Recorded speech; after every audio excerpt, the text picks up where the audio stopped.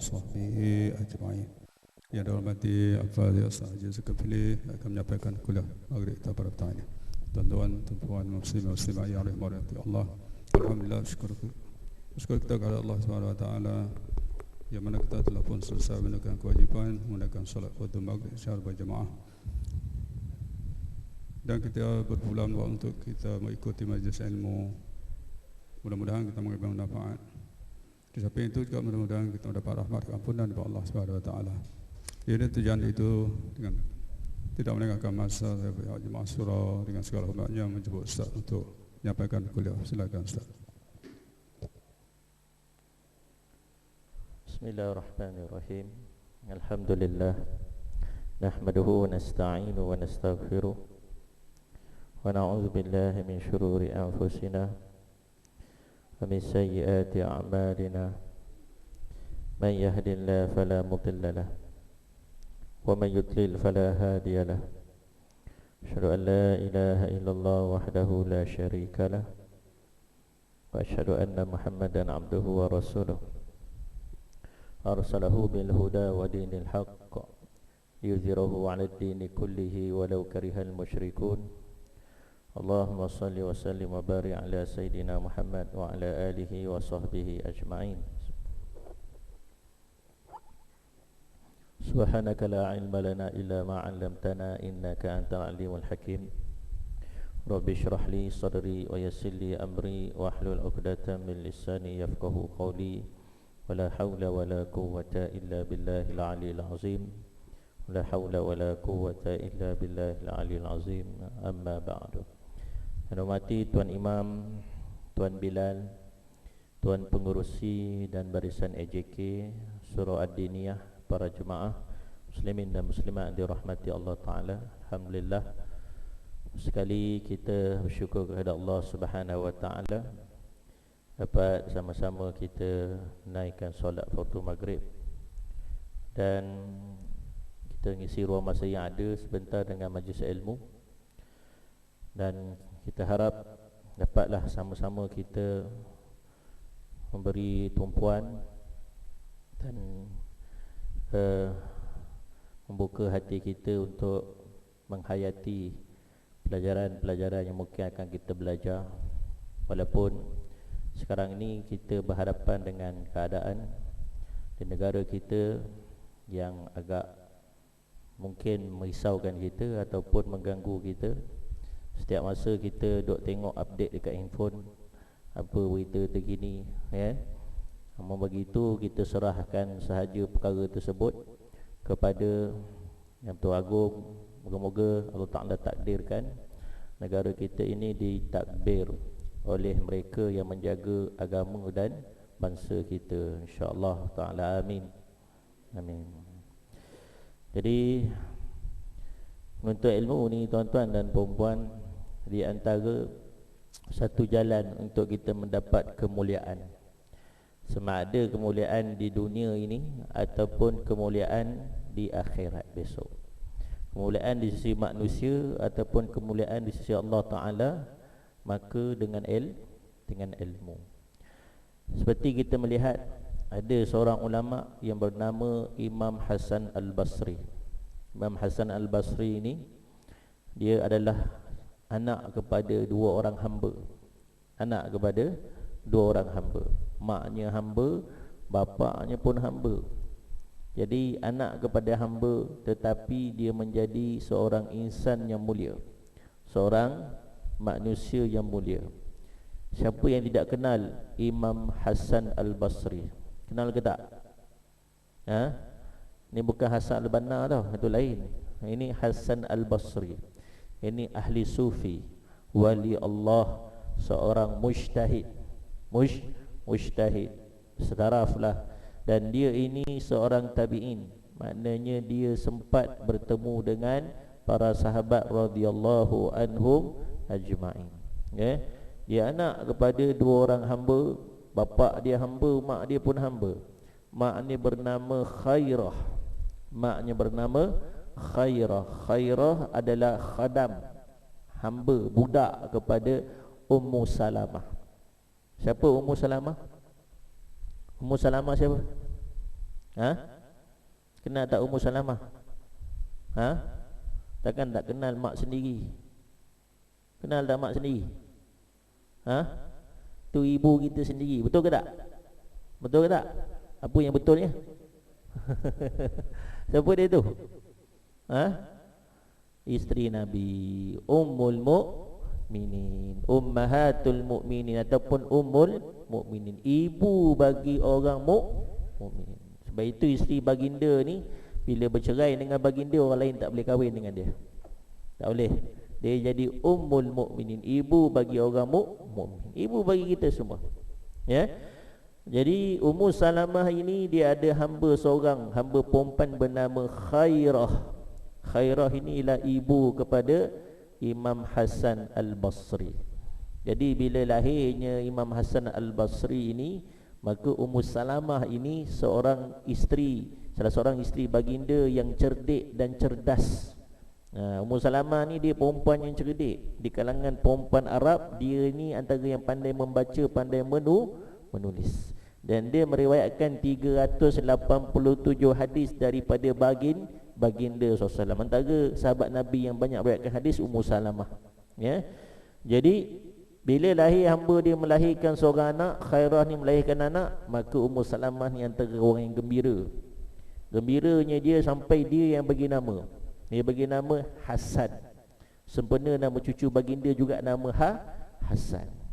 Dan bukan setakat itu, dia juga antaranya menyusukan Imam Hasan Al-Basri. Dia nyusukan, sehingga kan jadilah Ummu Salamah ini ibu susuan kepada Imam Hasan Al-Basri. Ya, jadi dua ibu kepada ibu sebagai ibu orang mukmin dan juga ibu susuan dia. Itulah Ummu Salamah, kaitannya dengan Imam Hasan Al-Basri. Bapa dia pula nama Yasar. Yasar ini hamba pula, khadam pula kepada Zaid bin Sabit, sahabat Rasulullah sallallahu alaihi wasallam. Jadi daripada dua hamba ini lahir satu orang manusia yang hebat bernama Hasan Al-Basri, yang mana dia membesar di keliling perumahan baginda, di keliling isteri baginda, di Masjid Nabawi, lahir di Madinah, ya. Dan dia ini berguru dengan para sahabat, antaranya dengan Sayyidina Uthman, antaranya dengan Sayyidina Ali, antaranya dengan Ibnu Umar, Ibnu Abbas, ya, Jabir bin Abdullah dan sahabat-sahabat yang lain. Sebabkan gurunya yang hebat-hebat, maka dia pun jadi orang hebat. Imam Hasan Al-Basri ini, ya, dia ada seorang anak murid. Nama anak murid dia Wasil bin Atha. Kenal Wasil bin Atha? Kenal tak? Wasil bin Atha kenal? Ya? Tak kenal?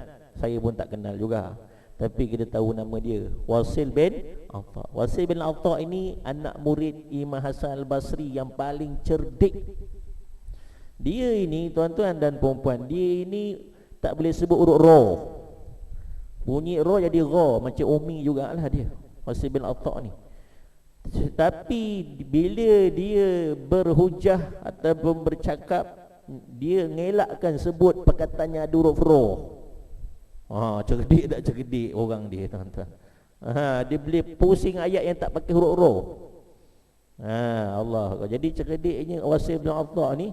Maka satu hari bila Imam Hasan Al-Basri tengah mengajar dalam majlis ilmu, lalu datang seorang bertanya kepada Imam Hasan Al-Basri, "Ya Imam, aku nak tanya kau satu soalan tentang orang mukmin yang buat dosa besar, kemudian dia mati sebelum sempat bertaubat." Orang mukmin yang buat dosa besar mati tak sempat bertaubat. Ada orang kata dia ni masuk neraka, ada yang kata sebaliknya. Belum sempat Imam Hasan Al-Basri nak jawab soalan orang ni, murid dia yang paling cerdik ni bangkit. Wasil bin Atha dia bangkit. Dia kata apa? Orang itu duduk di antara syurga dan neraka. Satu tempat di antara syurga dan neraka. Masuk syurga tak, masuk neraka pun tak. Dia duduk di antara manzilah baina manzilatain. Satu tempat di antara dua tempat, di antara syurga dan neraka. Duduk kat tengah-tengah. Syurga tak masuk, neraka pun tak masuk. Selama-lamanya dia duduk kat tengah-tengah tu. Lalu bila dia jawab macam tu, dia pun meninggalkan majlis ilmu tuan guru dia, dia duduk kat tiang sebelah, dia buat majlis dia sendiri. Jadi Imam Sabasti pun kata i'tazilna wasil, telah menindik, telah meninggalkan kita, ya, wasil, ya. Jadi i'tazilna, jadilah dipanggil mazhab Mu'tazilah. Asal kata i'tazilna, bila asal Imam Sabri kata i'tazilna wasil, telah meninggalkan kita wasil. I'tazil, jadi dipanggil Mu'tazilah. Yang pandangan dia antara yang sesat inilah, dia kata orang mukmin yang buat dosa besar mati tak sebab bertaubat, di syurga tak masuk, neraka tak masuk, dia duduk kat tengah-tengah selama-lamanya. Kita ahli sunnah macam tu tak? Ahli sunnah ada tak tempat tengah-tengah ni? Ahli sunnah ada tempat tengah-tengah ni tak? Betul? Confident je tuan-tuan, ya, confident je, ya. Betul ke tak dia? Betul, ya. Ada. Tuan-tuan pernah dengar surah Al-A'raf? Pernah dengar surah Al-A'raf? Pernah dengar tak? Kalau tak dengar komen sangat Quran takkan tak pernah dengar. Surah Al-A'raf pernah dengar? Pernah dengar, ya. Surah Al-A'raf itu dia cerita tentang Al-A'raf. Al-A'raf itu satu tembok yang memisahkan syurga dan neraka. Satu tembok yang memisahkan syurga dan neraka. Tembok tu tinggi, ada satu pintu, dan di tembok ini ada penghuninya, dia panggil Ashabul A'raf. Ashabul A'raf. Ashab tu penghunilah, ahli, dia panggil ashab. Ashabul Kahfi kan, Ashabul A'raf. Jadi Ashabul A'raf ni dia penghuni, dia akan duduk kat tembok ni antara syurga dan neraka. Bila dia tengok ahli syurga, dia kata salamun alaikum, salam sejahtera ke atas kamu. Bila dia tengok ahli neraka, dia kata Rabbana la taj'alna ma'al qaumiz zalimin, ya Allah jangan jadikan kami bersama dengan orang-orang zalim. Dia boleh tengok ahli syurga, boleh tengok ahli neraka, duduk kat tengah-tengah ni. Siapa Ashabul A'raf ni? Ashabul A'raf ini di kalangan kita yang amal baik dengan jahat sama berat.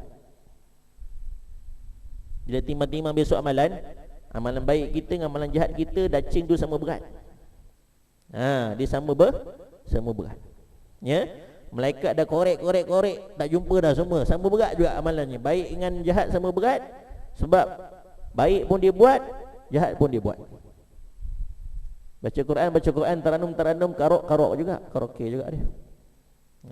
Dia orang serba boleh buat yang jahat, boleh buat yang baik. Orang ada bakat kan, dua-dua dia boleh buat, ya. Jadi bila timbang amalan dia tu sama berat, dia akan duduk dekat Ashabul A'raf. Dia akan jadi Ashabul A'raf. Dia akan duduk kat tembok ni. Sebab nak taruh dia dalam syurga, dosa dia menghalang dia, menyebabkan dia tak layak pergi ke syurga.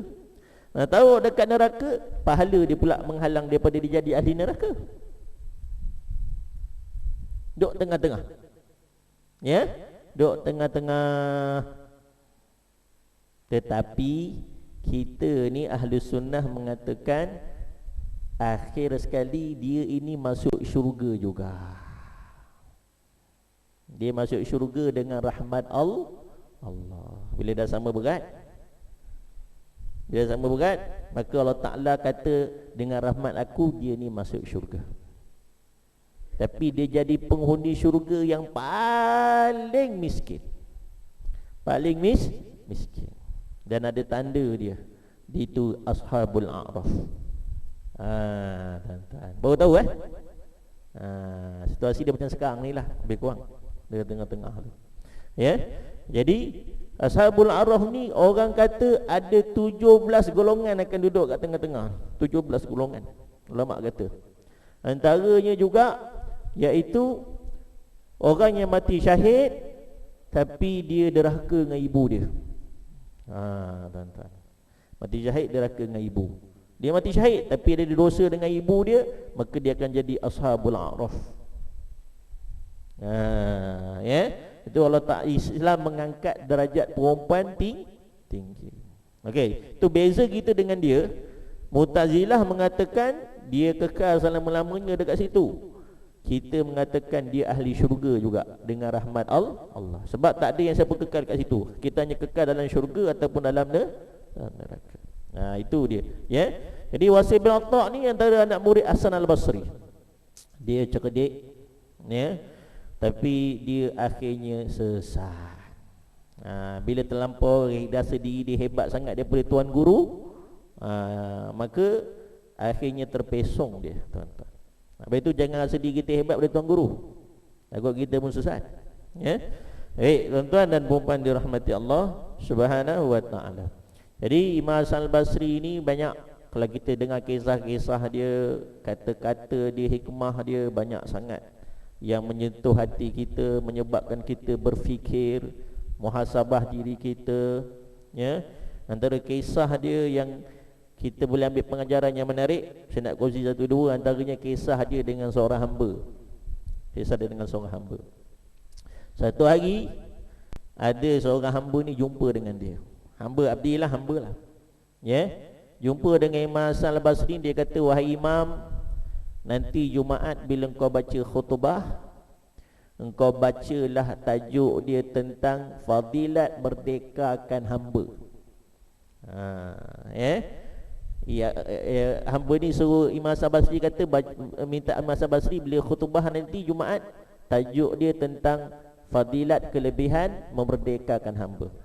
Sebab kata hamba ni, aku tak tahan dah. Tuan aku ni hari-hari torture aku, hari-hari dera aku tak tahan. Dan kau ni, dia Imam Hasan al-Basri ni, dia bukan macam kita, bukan macam saya, ya. Bila dia ceramah, kata-kata dia tu mengubah orang. Orang dengan Imam Hasan al-Basri ni balik jadi takut. Takut dengan apa? Takut dengan Allah. Sebab dia ini jenis orang yang beramal dengan ilmu dia. Dia tak cakap melainkan benda tu dia dah buat. Dia dah buat, ya. Jadi Imam Hasan al-Basri kata, baiklah, nanti aku bacakan tajuk tu, ya. Sebab apa dia kata bacalah, sebab aku percaya kalau Tuhan aku dengar khutbah kau, mesti dia merdekakan aku. Ya. Jadi minggu Jumaat yang pertama, Imam Hasan al-Basri pun baca khutbah, tapi dia baca tajuk lain. Dia baca tajuk lain. Tajuk tentang buah-buahan tempatan ke memang itulah, berapa tajuk lah, ya. Minggu yang kedua, tajuk lain juga. Dia tak baca tentang fadilat merdekakan hamba, kelebihan merdekakan hamba. Dia tak baca. Yang hamba ni duk menunggu-nunggu, tuan guru ni mainkan aku, dia tak baca pun khutbah tajuk hamba ni. Bila dia nak baca? Minggu kedua pun tak baca juga. Minggu yang ketiga pun sama, dia tak baca juga tajuk fadilat merdekakan hamba, ya. Hamba ni dah frasa. Minggu yang keempat baru dia baca fadilat merdekakan hamba. Kebetulan tuan dia pun dengar khutbah Imam Hasan al-Basri. Tuan dia balik, terus merdekakan hamba tu. Merdekakan hamba. Hamba ni dah merdeka, dia datang dengan marah jumpa Imam Hasan al-Basri. Bukan ucap terima kasih, dia nak marah Imam Hasan al-Basri. Dia kata, wahai Imam, kenapa kau lambat sangat baca tajuk merdekakan hamba ni? Sampai hampir 4 minggu aku tunggu baru kau baca. Terseksa aku. Terseksa aku. Kata Imam Hasan al-Basri, aku bukan sengaja tak nak baca. Sebenarnya aku tak cukup duit. Tak cukup duit nak beli hamba. Kemudian bila aku dah cukup duit, aku beli hamba, aku merdekakan, baru aku baca khutbah tajuk tu. Allah Akbar. Dia nak beramal dengan apa yang dia buat. Dia simpan duit dahulu, dia beli hamba tu, betul dia merdekakan hamba tu, baru dia baca tajuk kelebihan merdekakan hamba. Itu Imam Hasan al-Basri. Allahu Akbar, tuan-tuan, ya. Itu sebab dia. Kisah yang kedua, satu hari dia tengah buat amal, dia tengah bangun tahajud, sembahyang tahajud, tengah-tengah tahajud, pencuri masuk rumah dia. Pencuri masuk rumah dia, dia pun perasan dia pencuri masuk. Dia pun tanya, kau ni siapa? Kata pencuri itu, aku pencuri. Cuma aku pelik manusia jenis apa kau ni? Kata pencuri itu. Dia kata, manusia jenis apa kau ni? Dia tanya, kenapa? Satu benda apa pun tak ada dalam rumah. Dia kata, kosong. Wah, manusia jenis apa hidup macam kau ni, tak ada apa langsung dalam rumah, ya? Kata Hasan Basri, aku ada. Kalau kau nak aku beri, aku ada benda yang aku boleh beri kat kau. Kata begitu, benda apa yang kau boleh bagi kat aku? Sekarang ni kau balik, kau ambil wuduk, kau datang balik. Curi ini balik, ambil wuduk, dia pun datang balik. Dia datang balik. Kemudian Imam Hasan Basri ajak dia sembahyang 2 rakaat tahajud. Sembahyang 2 rakaat tahajud. Lepas sembahyang pencuri ini menangis, nangis dia bertaubat. Dia bertaubat. Imam Hasan Basri kata, itulah aku boleh bagi dekat engkau. Kalau kau nak dunia, aku tak ada apa nak kasih dunia kat engkau. Tapi aku hanya ada Allah saja aku boleh kasih kat engkau.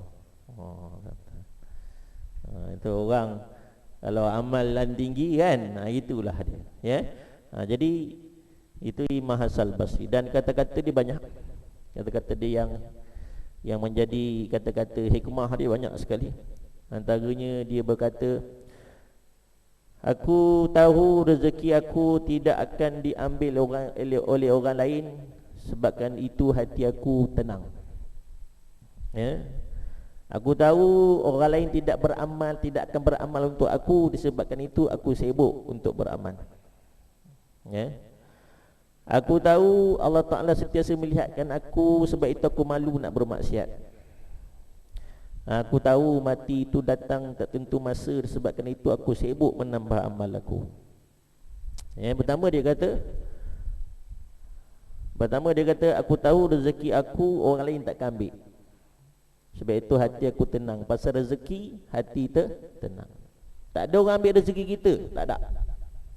Orang lain dapat jadi pengurusi AJK itu rezeki dia, bukan rezeki kita. Tak ada sibuk pangkal-pangkal potong-potong, tak ada. Ya, kita menjaga sebelah-sebelah, orang lain, orang sebelah kita laku, kita tak laku, dia ini main kotor, tak ada. Itu rezeki dia dah tentu, bukan rezeki kita. Tak ada main-main potong, tak ada orang lain ambil rezeki kita, tak ada. Semua tak ada tentu bahagian kita. Jadi bab rezeki jangan susah hati, tenang-tenang saja. Dia kata, aku tahu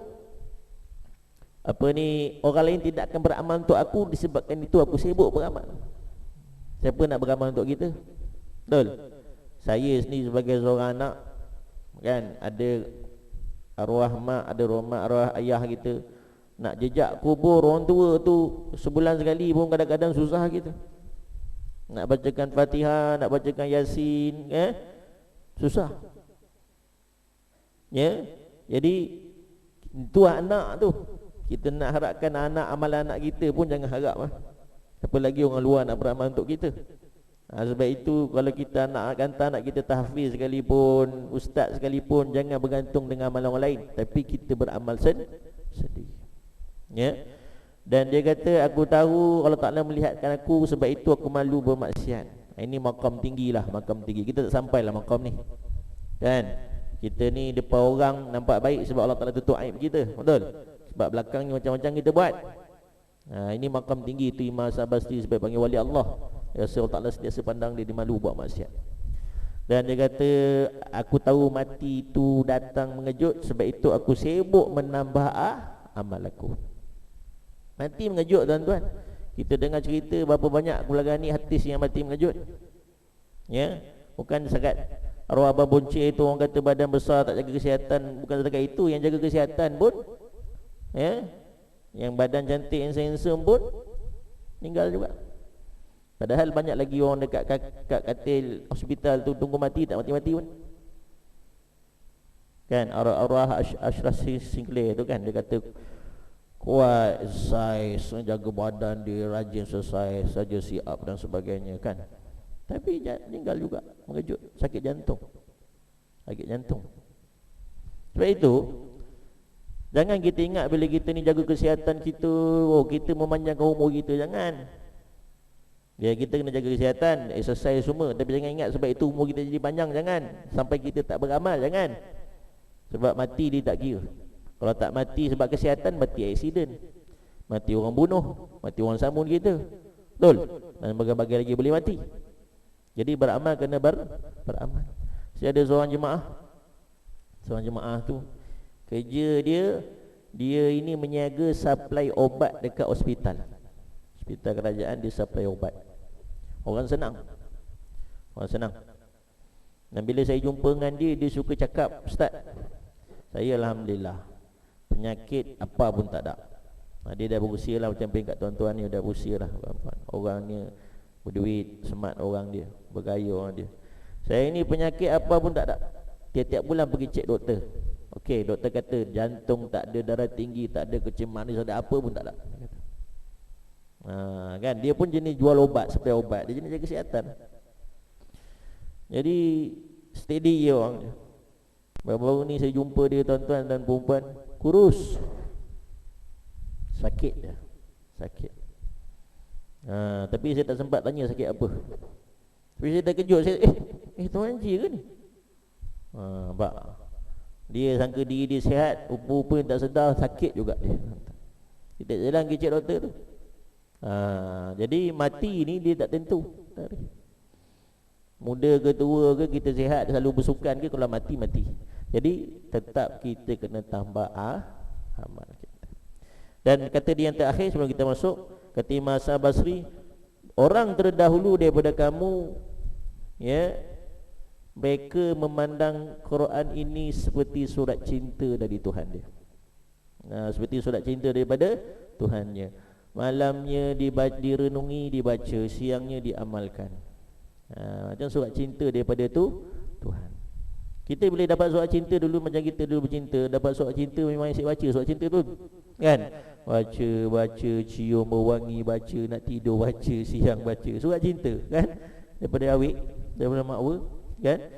Begitulah orang dahulu dengan Quran. Macam surat cinta, 24 jam baca je Quran ni orang dahulu. Tapi kita sekarang tak macam tu. Kita pandang Quran ni beban. Allah, beban mah nak baca Quran balik kan? Kita dah pandang Quran ni beban bagi kita. Nak baca pun tak pandai, baca pun merangkak, nak baca pun malas. Jadi beban pandangan kita pada Quran ini jauh kita dengan orang dahulu. Itulah tuan-tuan dan puan-puan dirahmati Allah Ta'ala, bagi muhasabah diri kita. Ya, Imam Hasan Al-Basri ini waktu dia meninggal dunia Khamis malam Jumaat, dia meninggal malam Jumaat. Besok tu waktu siang tu orang kebumikan jenazah dia, ramai penduduk di Basrah tu keluar. Dia dipanggil Imam Al-Basri tu sebab dia umur dia 14 tahun, dia pindah ke Basrah, Iraq. Dia popular kat Basrah, ulama besar dipanggil Al-Basri tu, ya. Waktu dia meninggal kat Basrah tu, hari Jumaat tu, esok siang tu dikebumikan jenazah dia. Orang ramai pergi iring jenazah dia sampai hari tu Jumaat tak ada. Tak buat Jumaat, tak ada orang, semua pergi uruskan jenazah dia, iring jenazah Imam Al-Basri, ya. Ramainya manusia yang mengiring jenazah beliau, ya. Itu Imam Al-Basri. Banyak kisah-kisah dia menarik. Kalau tuan-tuan ada masa baca, ya. Baik. Baik tuan-tuan dan puan-puan dirahmati Allah Ta'ala. Jadi kita sambung perbincangan kita dalam kitab Pedoman Solat Berjemaah. Moga Allah Ta'ala angkat darjat kita, kemuliaan kita dengan kita tambah ilmu ni. Tambah ilmu walaupun sikit-sikit pasal solat berjemaah sekalipun. Mungkin sikit yang kita dapat ni dapat kita mengangkat darjat kita di sisi manusia dan di sisi Allah Subhanahu wa Ta'ala. Amin, insya-Allah. Jadi kita masuk dalam buku kita ni, kitab kita, fasal yang ketiga. Fasal yang ketiga ini dia membicarakan tentang adab solat berjemaah, ya. Fasal yang kedua dahulu kita dah sebut tentang syarat-syarat kedua, syarat-syarat mengikut imam ataupun jadi makmum, ya. Yang mana yang terakhir kita sebut tentang boleh seorang yang, ya, makmum dan imam tu dia mesti secocok perbuatan zahir dia, iaitu rukun fi'li dia. Bila kita nak ikut seseorang, solat kita dengan solat dia mesti sama perbuatan zahir, iaitu dia ada rukuk, kita ada rukuk, dia ada sujud, kita ada sujud. Jadi orang yang sembahyang jenazah tak boleh ikutlah orang yang sembahyang fardu, sebab sembahyang jenazah tak ada rukuk, tak ada sujud. Ataupun orang yang sembahyang gerhana tak boleh ikutlah orang yang sembahyang fardu, sebab sembahyang gerhana 2 kali rukuk, 2 kali qiyam. Sembahyang fardu sekali rukuk, sekali qiyam. Jadi tak boleh bermakmum kepada dia, tak boleh, ya. Ataupun sebaliknya, orang sembahyang fardu pula ikut sembahyang jenazah, tak boleh, tak sah. Orang sembahyang fardu pula ikut orang sembahyang gerhana, tak boleh, tak sah, ya. Perbuatan zahir kena sama, tetapi berbeza niat tak apa. Niat maknanya dia sembahyang fardu, yang ni sembahyang sunat, tak apa, ya. Macam kita lepas kita sembahyang fardu maghrib, kita pun gerak ke belakang, kita buat ba'diyah maghrib. Tengah-tengah buat ba'diyah maghrib, ada orang nak semayang maghrib, dia masuk, dia lewat sikit lah, dia masuk, dia nak semayang maghrib, dia tengok kita tengah semayang, tapi dia pun tak tahu kita semayang ba'diyah. Betul? Dia tengok orang tengah semayang, kita pula suka semayang tepi tiang kan, belakang-belakang hujung-hujung kan. Jadi dia masuk, kebetulan kita ada tepi pintu. Orang ni tengah semayang, aku pun nak semayang maghrib, dia pun terus ikut kita, Allahu Akbar takbir. Dia ikut kita, dia semayang fardu maghrib, sedangkan kita tengah buat ba'diyah kan. Dia pun takbir Allahu Akbar, dia tepuk kita, pak. Kita tengah semayang sunat, dia semayang fardu maghrib, dia ikut kita. Boleh tak? Boleh, tak ada masalah. Tapi dia 3 rakaat, saya pun 2 rakaat je Zat, no problem. Beza niat, beza rakaat, tak ada masalah. Tak ada masalah. Ataupun beza niatnya, yang tunai ikut yang qada, ataupun yang qada ikut yang tunai. Tak ada masalah. Kita dah sebut banyak kali, kita ni kena qada solat. Kalau ada tinggal, jangan tak qada solat. Jangan malas-malas. Jangan malas-malas. Kalau malas juga nak buat ibadah di usia tua ni, takut-takutlah kita. Orang di usia tua ni tambah amalan. Jangan malas-malas. Jadi kita ni jenis lepas sembahyang je buat qada. Lepas subuh, lepas habis baca Quran, Allahu Akbar, sampai pukul 9, pukul 10 baru balik. Habislah dalam 20-30 rakaat, 30 waktu, 20 waktu dapat kita qada hari tu. Pagi tu settle 10 waktu ke contoh. Mai pula Zuhur, sembahyang Zuhur, Allahu Akbar berjemaah. Lepas sembahyang berjemaah kita buat ba'diyah. Lepas ba'diyah kita pun iktikaf dekat masjid, kat surau ke, surau Jumaat dia, iktikaf sampai asar. Kita pun buat sembahyang qada, Allahu Akbar. Tengah-tengah buat qada tu, ada orang lewat main Zuhur, dia tengok kita tengah sembahyang. Oi, ada Pak Ji tengah sembahyang Zuhur kot. Dia pun masuk, dia ikut kita, Allahu Akbar, dia tepuk kita, pak. Dia sembahyang tunai, kita tengah buat qada. Kita pula time tu tengah qada subuh, kita tengah buat qada subuh kan. Sebab kita jenis buat ikut turutan, subuh, zuhur, asar, maghrib, isyak, subuh, zuhur, asar, maghrib, isyak, subuh, zuhur, asar, maghrib. Kita jenis ikut turutan. Ni sunat lah, kalau buat macam tu lagi bagus. Time-time kita tengah qada subuh tu, ada orang ikut kita. Ada orang ikut kita 2 rakaat, dia 4 rakaat. Kita tengah niat qada, dia niat tunai. Boleh ke Ustaz? Boleh. Sah? Sah. Yang penting solat engkau ada sujud, ada rukuk, dia ada sujud, dia ada rukuk. Beza rakaat, beza niat tak apa. Habis Ustaz, masa saya tengah kunut, Allahumma hdini fi man hadai wa afini. Dia kat Zuhur belakang, alamak, Tok Iman ni kunut pula dia ni. Aku sembahyang Zuhur mana ada kunut kan? Alamak, macam mana nak buat ni? Macam mana nak buat? Macam mana kita nak buat? Mufaraqah ialah Ustaz. Dia orang Melayu jawapan ni nak mufaraqah ialah Ustaz. Mana nak buat? Ikut. Ya, kita boleh ikut. Kita ikut je lah, walaupun solat kita Zuhur sebenarnya tak ada kunut, tapi sebagai kita kata imam tu dia berkunut, kita kunut je dengan dia. Kita kunut. Sah. Tapi kalau tak nak kunut pun tak apa, kita nak mufaraqah boleh juga. Tak cantik pula kan, apa orang tengok aku solat ni Zuhur ada kunut pula kan. Aku mufaraqah lah. Mufaraqah terus sembahyang seorang diri. Dah dapat pahala berjemaah? Dapat dah pahala berjemaah. Boleh mufaraqah, boleh. Dua-dua boleh. Jadi beza niat, beza rakaat, tak ada masalah. Tak ada masalah. Yang penting perbuatan tu secocok. Perbuatan tu secocok. Beza niat, beza rakaat, tak ada masalah. Okey? Niat sunat dengan yang fardu, fardu dengan yang sunat, tunai dengan yang qada, qada dengan yang tunai. Beza rakaat tak ada masalah. Okey? Cuma yang jadi masalah sikit, kalau panjang ikut pendek tak apalah. Kita 4 ikut imam 2, tak ada masalah. Jadi macam masbuk kan, imam bagi salam, kita buat lagi 2 rakaat. Okey, tak ada masalah kan. Kita panjang, imam pendek, no problem. Sebab lepas tu imam bagi salam, kita just teruskan solat kita lah, sempurnakan rakaat kita. Kita 3, imam 2, imam bagi salam, kita buat lagi 1 rakaat kita punya, betul? Sebab kita 3, dia 2, no problem. Yang jadi masalah, kalau kita pendek, dia panjang, tu imam panjang. Kita nak sembahyang subuh ataupun kita nak sembahyang maghrib. Kita nak sembahyang maghrib, betulan orang yang kita ikut tu dia buat qada isyak. Dia buat qada isyak. Dia tengah buat qada solat. Betulan time tu dia qada isyak. Dia 4 rakaat, kita 3 rakaat. Jadi kita bagi salam dulu daripada dia. Macam mana? Boleh ke? Sebab kita belajar dalam sembahyang jamak qasar, kan? Jamak qasar kita belajar sembahyang musafir, kan? Sembahyang musafir, kalau kita ikut imam yang buat 4 rakaat, kita mungkin 4 rakaat tak boleh qasar. Kan? Betul tak? Sebab nanti kalau kita qasar, kita bagi salam dulu daripada tok imam. Mana boleh? Kan? Habis ni dalam kes ni sama jugalah. Saya 3, dia 4, saya bagi salam dulu daripada dia, macam mana? Dalam kes awak ni boleh. Awak just mufaraqah sebelum bagi salam. Bila awak dah rakaat yang ketiga, nanti awak duduk tahiyat akhir, nanti tok imam bangun rakaat yang keempat, masa tu awak mufaraqah bagi salam. Tapi dalam sembahyang jamak qasar tu lain.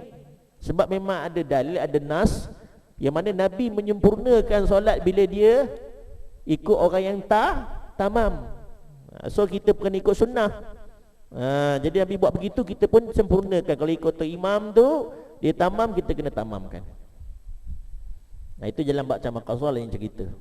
Dan sahabat-sahabat lain pun begitu. Sahabat pun begitu. Bila dia ikut tok imam yang tamam, dia akan buat tamam dalam sembahyang jamak qasar. Jadi itu dalam bab musafir lain cerita. Ni dalam bab kalau kita jumpa dalam bab macam ni lah, qada dan sebagainya, no problem. Kalau kita pendek, dia imam panjang. Okey? Boleh faham? Ini contoh misalan. Saya waktu ngajar ni dekat satu masjid tu banyak orang-orang datuk-datuk dan seri sikit lah. Payah sikit mengajar dekat masjid-masjid orang cerdik-cerdik ni, profesor, doktor-doktor ni. Dia je betul. Bila kita ngajar bab ni, dia kata, saya ustaz fikir-fikir misal tu tak logik, dia kata. Ini misal je. Dalam kitab fiqh sebut macam tu. Takkan ada orang nak buat macam tu, kan? Betul? Dia nak dia betul tu masalah, tuan-tuan. Orang-orang ni ada PhD ni, dia cerita dia pandai je. Baik. Baik tuan-tuan dan puan-puan dirahmati Allah. Jadi no problem sama sekali dalam bab ni. Okey. Cuma jamak qasar tu saja yang luar dalam tapi walaupun ada ulama kata boleh, tapi ini pandangan yang tidak kuat. Jalan jamak qasar tu kita kena tamam, boleh kita ikut imam yang tamam, tak boleh buat qasar. Baik. Jadi kita masuk fasal yang ketiga.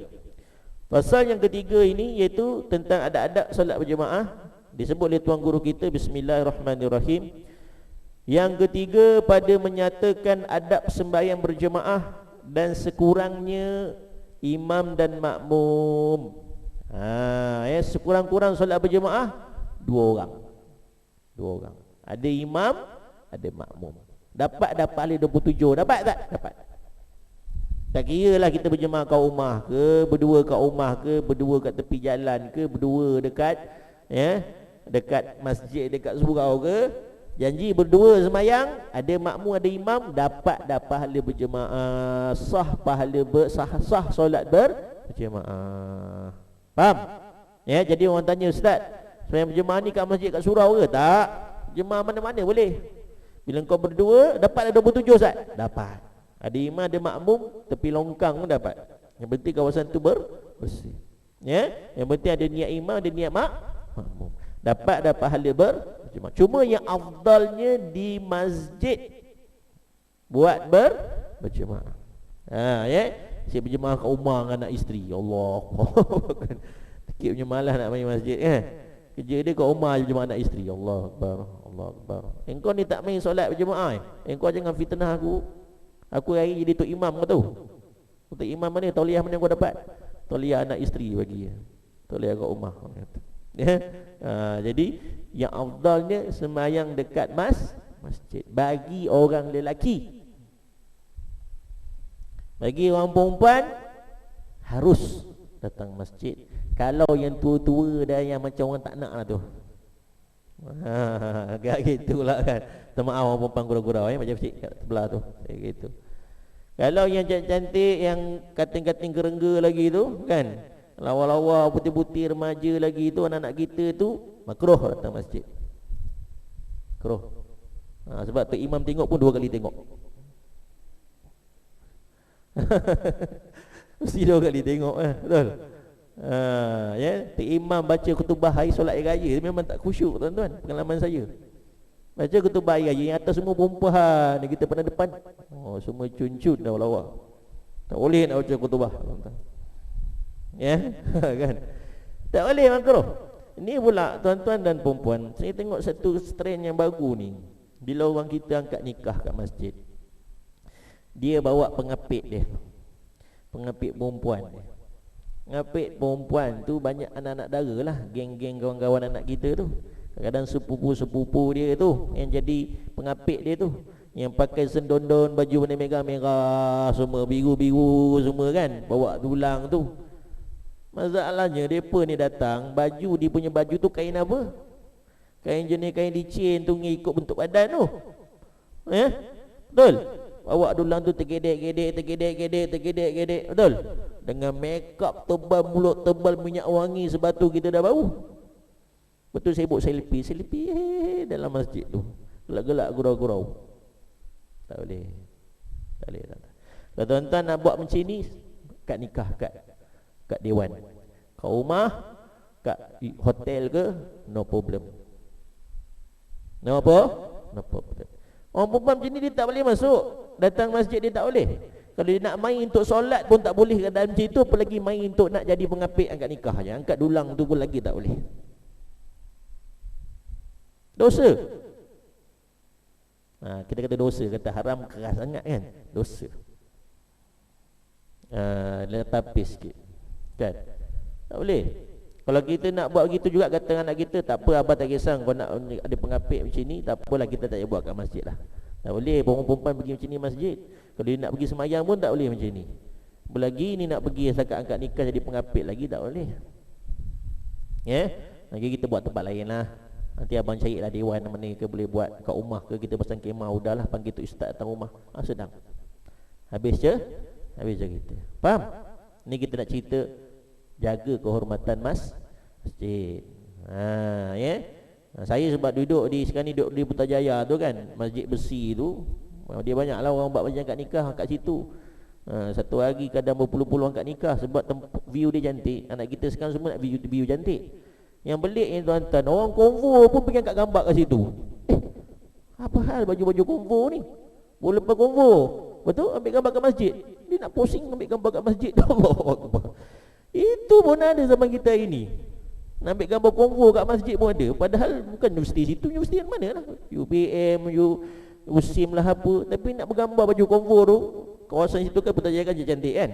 Main masjid semata nak ambil gambar baju konvo tu je. Itu pun ada zaman kita ini. Masya Allah, subhanallah. Pelik orang kita ni. Ya.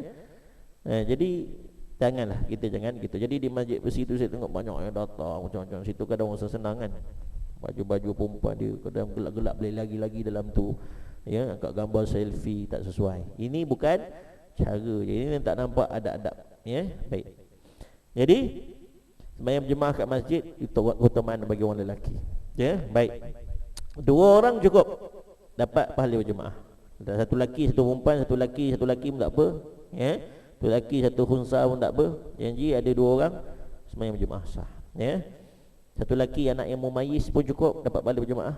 Dapat. Ya, baik. Dan makmum dan sekurangnya imam dan makmum. Dan jikalau sembahyang seorang dengan berjemaah tiada khusyuk, dan jikalau sembahyang seorang dapat khusyuk, maka berjemaah pula. Dia kata apa? Dan jikalau sembahyang seseorang dengan berjemaah tiada khusyuk. Dia kalau pergi masjid, Allah tak khusyuk Ustaz.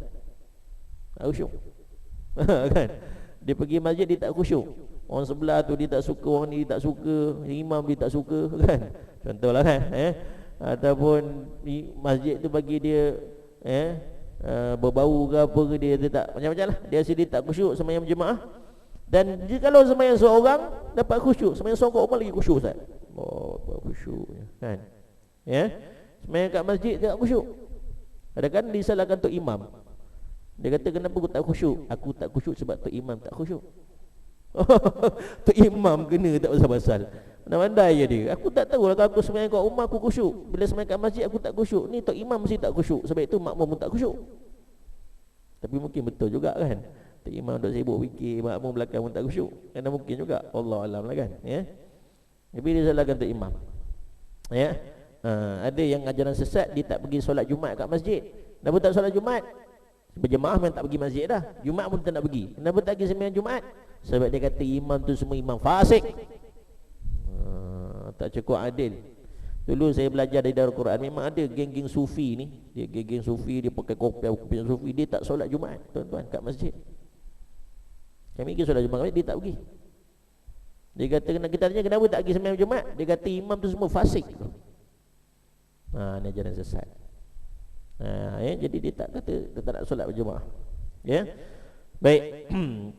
Jadi sembahyang kalau kat rumah khusyuk, kat masjid tak khusyuk, adakah lebih baik sembahyang kat rumah? Tidak, tetap di masjid aula. Kalau sembahyang kat rumah khusyuk, kat masjid tak khusyuk, kena main masjid juga, di masjid juga aula kau sembahyang. Berjemaah, bermasyarakat. Jangan lone ranger, jangan seorang-seorang, jangan khusyuk sendiri. Duduk dalam jemaah. Baik, jadi jemaah ada berkat, ada rahmat. Ya. Dan banyak kelebihan berjemaah ni. Kalau kita tak khusyuk, ada riwayat mengatakan kalau kita tak khusyuk dan solat berjemaah, Allah Ta'ala akan ambil kira pahala orang yang paling khusyuk dalam jemaah kita tu.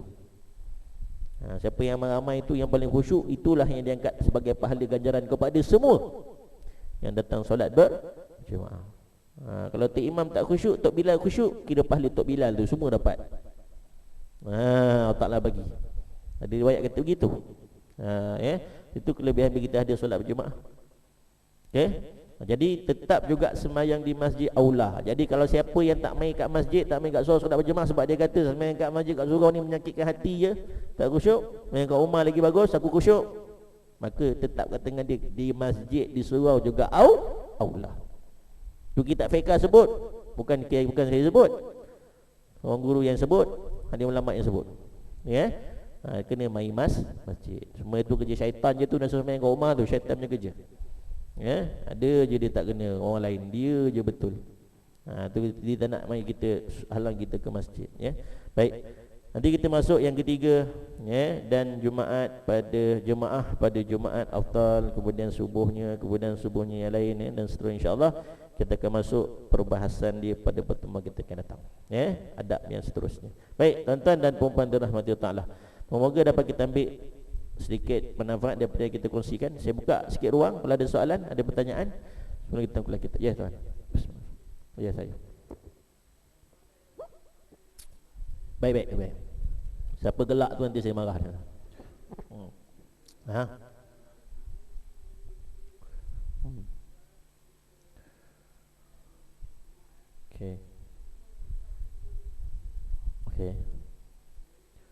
Okey.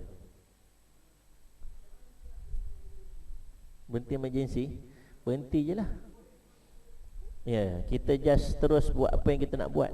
Kira sembahyang kita terbatal lah, automatik tu. Contohnya dia terjatuh, kita rasa kita perlu cepat-cepat angkat dia, just angkat dia lah. Maka sembahyang kita dah terbatal lah tu. Oh, tak payah. Tak perlu gitu, ya. Sebab dalam mazhab Syafi'i tak perlu niat keluar solat. Dalam mazhab Syafi'i tak perlu niat untuk keluar solat. Dia ada mazhab Maliki mengatakan perlu niat keluar solat. Tapi mazhab Syafi'i dia tak perlu niat keluar solat. Bila kita buat sesuatu yang merosakkan niat kita, dah tak jazam lagi. Bila kita nak angkat dia, kita dah tak fokus pada solat dah. Niat kita dah berubah, nak buat yang benda lain, dan kita terus bergerak buat, maka automatik kita dah terkeluar daripada solat. Faham? Batal lah, nanti kita sembahyang balik lah. Kalau sembahyang Jumaat, kalau kita tak dapat jemaah lain, kita buat Zuhur lah. Sama. Tak ada masalah, ya. Okey. Okey, soalan lain? Ya, tak.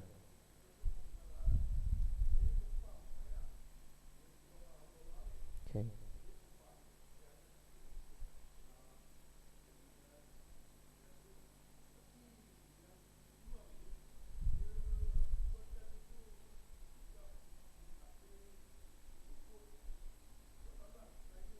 Tak wujud dah. Baik.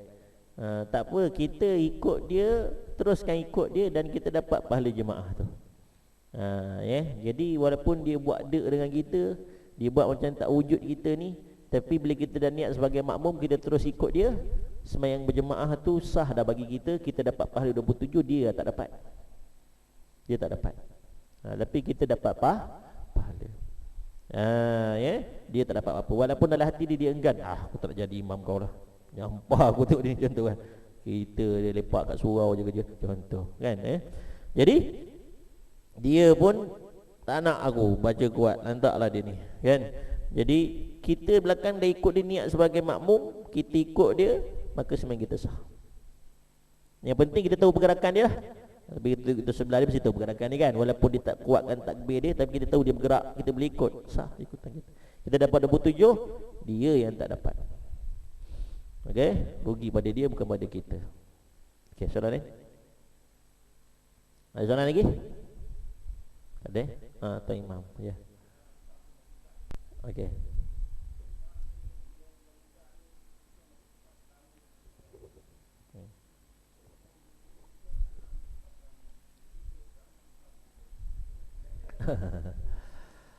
Suruh dia ke belakang. Kalau budak-budak tu yang belum sembahyang elok-elok, yang belum memayis, yang masih lagi belum sembahyang dengan elok, kita boleh suruh dia ke belakang. Saya minta dia ke belakang. Belakang. Boleh. Kalau dia dah sembahyang elok-elok, dia tak main-main kan, itu lain cerita lah. So kalau kita rasa tak cantik pandangan tu, kita pesan pada yang tua supaya cepat-cepat lah main ke depan. Sebab kita dah sebut dah, yang mana apa kita kata, ada orang yang kita boleh suruh dia ke belakang, kita sebut kan. Itu lagi. Yang pertama antaranya orang yang badan dia berbau. Orang badan bau busuk, dia main ke depan, kita boleh suruh dia ke belakang. Syekh, hantar ke belakang Syekh. Kenapa? Badan bau hamis, berapa hari tak mandi. Contoh ada orang macam tu Jadi kita boleh suruh dia ke belakang. Badan berbau, kaki kuat sangat bau kadang-kadang kan, kasut tak basuh, stokin tak basuh, suruh dia ke belakang. Yang keduanya, orang yang bukan ahlinya. Bukan ahlinya duduk belakang mana? Duduk belakang Tok Imam. Yang duduk belakang Tok Imam ni dia kena ahlinya. Ahlinya apa? Dia boleh ganti imam, boleh jadi Tok Imam, dan dia tahu macam mana nak ganti imam. Kalau imam tu batal solat, dia tahu macam mana nak ganti. Kalau imam tu batal waktu sujud, imam tu keluar, macam mana dia nak ambil alih dalam keadaan sujud tu. Kalau imam tu batal waktu rukuk, imam tu keluar, dia macam mana nak ambil alih waktu imam tu rukuk, dia kena tahu. Kalau dia tengah sembahyang, dia nampak tu imam tu jatuh tak cicak kat serban dia, kat serban tu imam. Tu imam tak perasan, tapi dia belakang perasan ada tak cicak kat serban tu imam jatuh. Macam mana dia nak keluarkan tu imam tu, dia kena tahu.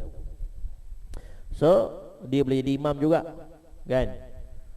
Jadi orang ini dia boleh duduk belakang imam. Kalau orang lain yang duduk belakang imam sedangkan dia bukan ahli macam ni, kita boleh suruh dia ke belakang.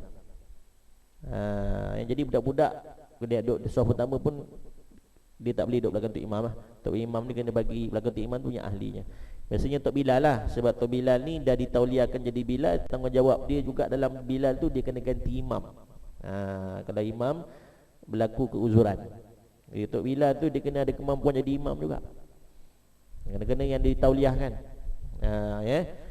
Biasanya begitu.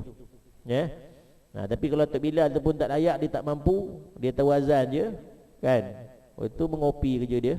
Lain tak tahu, untuk ilmu tak nak, untuk ustaz aja dia tak nak duduk. Jadi dia pun tak layak duduk belakang Tok Imam, dia tepi sikit lah bagi orang lain duduk. Kalau tak layak, kita boleh suruh dia ke belakang. Kemudian yang ketiganya macam ni lah, budak-budak yang belum memayis, yang belum lagi semayang elok, kalau dia ke depan, kita boleh suruh dia ke belakang. Yang belakang ni.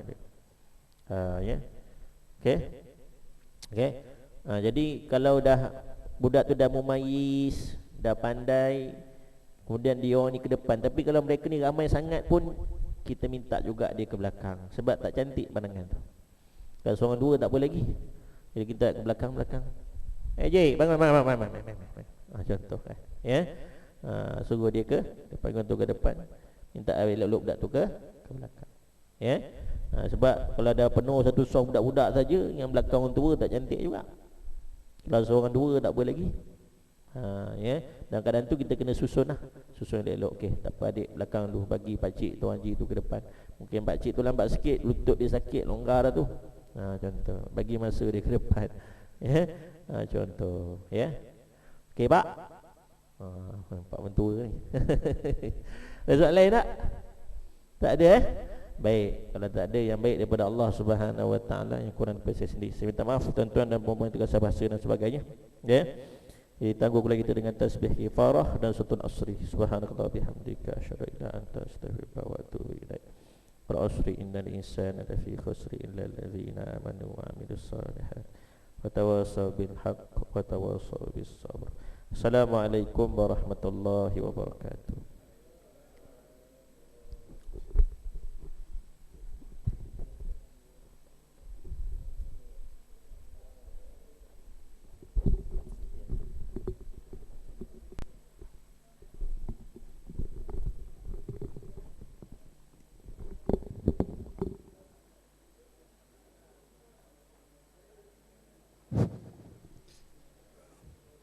Alhamdulillah, demikian tadi ilmu yang kita dapat pada malam ini yang telah disampaikan oleh yang bahagia Al-Fadhil Ustaz Haji Zulkifli. Mudah-mudahan kita mengambil manfaat. Saya pihak Jemaah Ansaruddaullah mengucapkan jutaan terima kasih dan insya-Allah kita bertemu lagi di kuliah beliau akan datang. Ini ada satu maklumat, iaitu di belakang sana ada jualan. Boleh kita jualan tu adalah sebagai membeli sambil menderma lah kepada, jadi ada seorang OKU bernama dia Muhammad Syakir. Ya, dia adalah asnaf menerima zakat Selangor. Dia ada jualan di belakang, sama siapa yang beli bolehlah beli sambil menderma insya-Allah. Sekian, wabillahi taufiq. Assalamualaikum warahmatullahi wabarakatuh.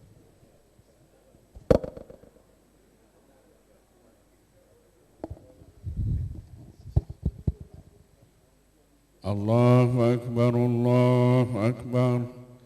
Asyhadu an la ilaha illallah. Asyhadu anna Muhammadar Rasulullah. Hayya 'alas salat, hayya 'alal falah. Qad qamatis salat, qad qamatis salat. Allahu Akbar, Allahu Akbar. La ilaha illallah.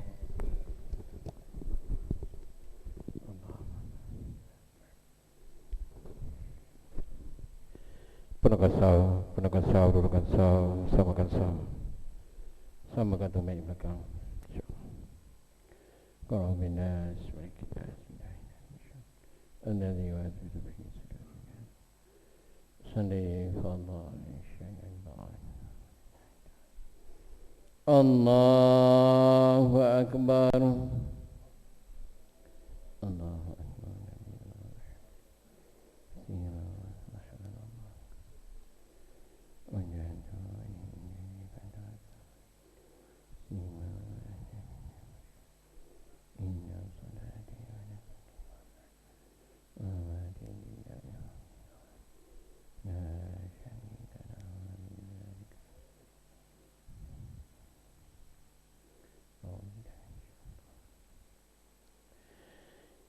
Bismillahirrahmanirrahim. Alhamdulillahi Rabbil Alamin. Ar-Rahmanir-Rahim. Maliki Yawmiddin. Iyyaka na'budu wa iyyaka nasta'in. Ihdina siratal mustaqim. Siratal ladzina an'amta 'alaihim ghairil maghdubi 'alaihim waladdallin.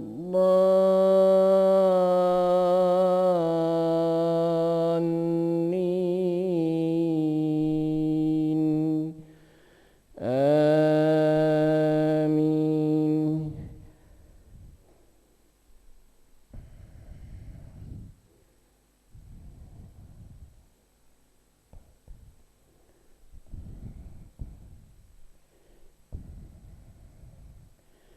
بسم الله الرحمن الرحيم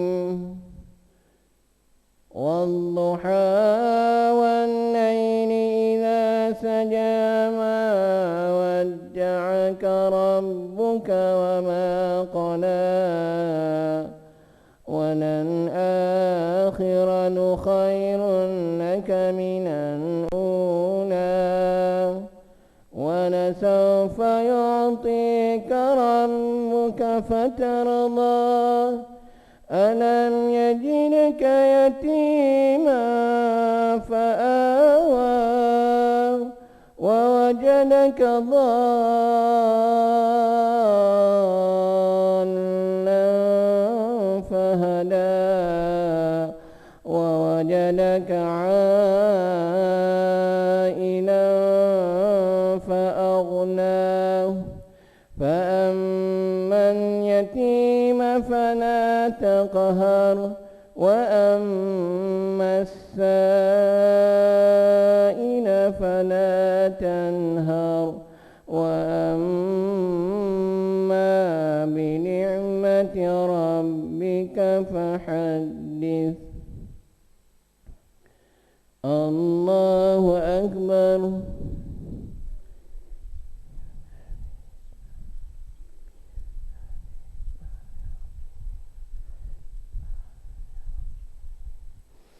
سمع الله لمن حمده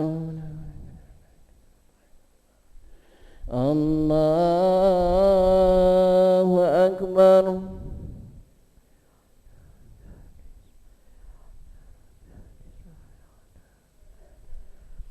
الله أكبر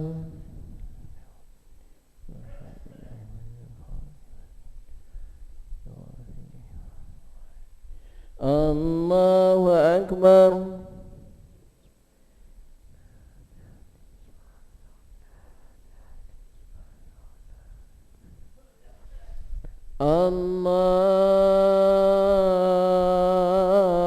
الله أكبر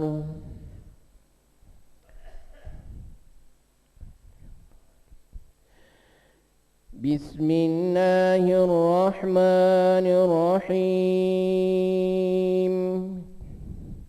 الحمد لله رب العالمين الرحمن الرحيم مالك يوم الدين إياك نعبد وإياك نستعين اهدنا الصراط المستقيم صراط الذين أنعمت عليهم غير المغضوب عليهم ولا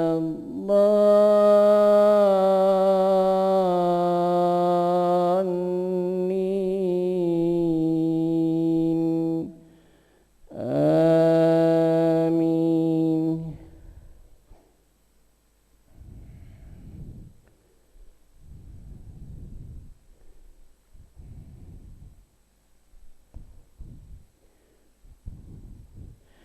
بسم الله الرحمن الرحيم تبت يدا أبي لهب وتب ما أغنى